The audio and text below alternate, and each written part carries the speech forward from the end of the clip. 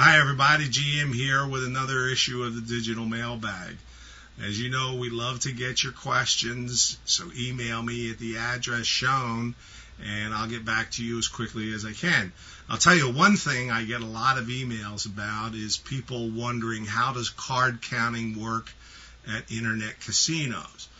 Well, there's good news and there's bad news, and it's mostly bad news.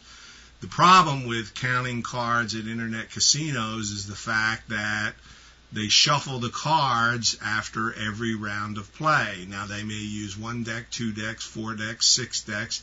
It doesn't matter.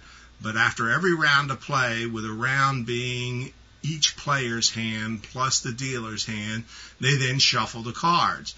Now, of course, card counting is used in order to track the cards and then formulate the bet for the next hand. Well, if the cards are being shuffled, obviously there's very little value in that. There are a couple of casinos where they do deal into the deck somewhat, but they're not stupid, sadly, and they only deal a small portion of the cards before they shuffle. So the penetration is still pretty shallow in those, and card counting cannot give you any kind of a meaningful edge in those situations.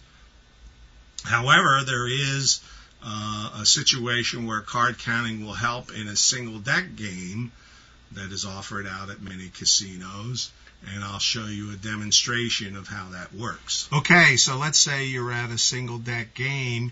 If you're sitting over here at third base, obviously you get to see everybody's cards before you play your hand. Now, here we have a situation where you've got a 16 against a dealer's 10.